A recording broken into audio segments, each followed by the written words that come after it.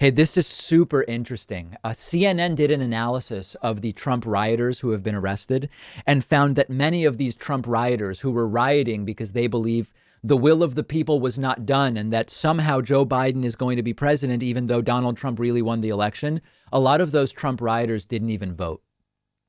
This may not be a surprise to many of you. CNN obtained voting records for more than 80 of the initial arrestees. The majority did vote in the presidential election, but a bunch of them are not even registered to vote. There are a whole bunch of people who either aren't registered or did not vote in the 2020 election. And this is interesting for a number of different reasons. First of all, had they voted, they may not have felt the need to storm the Capitol because Donald Trump might actually have won if a lot of these riotous insurrectionists had voted. Now, I know it's only a few thousand people who went to D.C. I'm including in that people just generally supportive of the riotous insurrection. What is very clear and unfortunate in terms of what it means about American culture and society is that conspiracy theories are far more compelling than simply going out and voting and participating in the democratic system that we claim to have.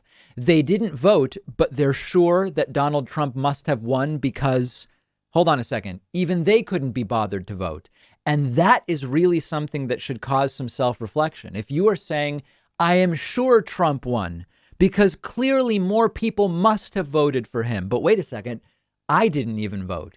If I didn't vote, there's probably lots of people who prefer Trump who didn't vote. That moment of self-reflection seems to never come. And before you know it, they're in Washington, D.C., breaking windows and getting into the Capitol and messing with Nancy Pelosi's desk or whatever they were doing. Imagine the concept of stop the steal of our votes when we didn't even vote. Stop stealing our votes. I mean, other people, like I didn't vote. OK, yeah, but I'm talking about other people. It's an incredible situation. And many may even have stayed home because Donald Trump said it was rigged, which again raises the idea of whether Trump himself, by saying it's rigged, don't vote early, don't vote by mail, or do vote by mail, depending on the state, but not unsolicited ballots. All of that stuff may also have held down turnout in a way that was damaging to Donald Trump. Now, I have to be very real with you guys. With how close it was, it's probably a good thing that a lot of these people didn't vote. Trump really might have won if a lot of these people voted. It may have been Trump himself who suppressed turnout just enough to prevent him from even winning. And that's a really scary thought when you think about how close it was and how it came down to. Yeah, I know that we talk about a massive popular vote victory and the same electoral margin for Joe Biden than Trump won with in 2016. But it came down to, 160, 70, 100,000 votes in a few states, much like the 2016 election. Now, big picture, it is not uncommon that people who complain about government doing or not doing something don't even vote. That's not new. That's not surprising in the United States.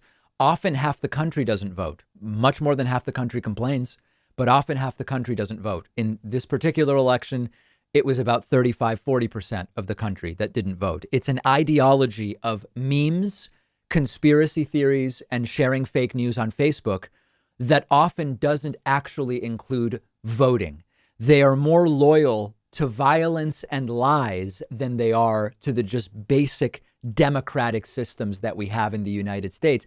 And that's a really difficult thing to change. When we talk about deprogramming, I'm going to have more to say about this maybe tomorrow or Thursday.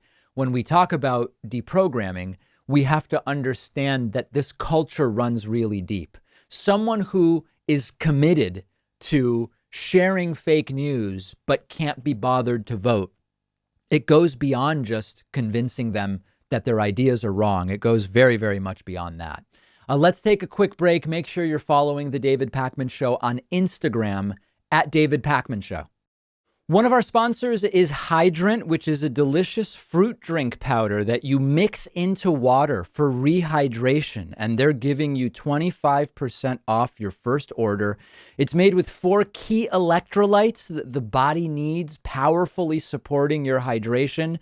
Didnt tastes great. It's made with real fruit juice. It's been a great part of my daily routine for a while now. Keeping myself hydrated puts me in a better mood. The body needs hydration for basic energy and focus, and Hydrant is the perfect way to rehydrate, especially because it's cost-effective and lower in sugar compared to all of those popular sports drinks that are out there. You really have to try it for yourself to see what I mean. It tastes great. They also have a variety called Hydrant Immunity, packed with vitamins A, B, C, and D, which is also very much worth trying. Hydrant has a full refund guarantee if you're not satisfied, and you'll get 25% off your first order when you go to drinkhydrant.com/Pakman, or just enter the code Pakman at checkout. I've put the link right underneath this video.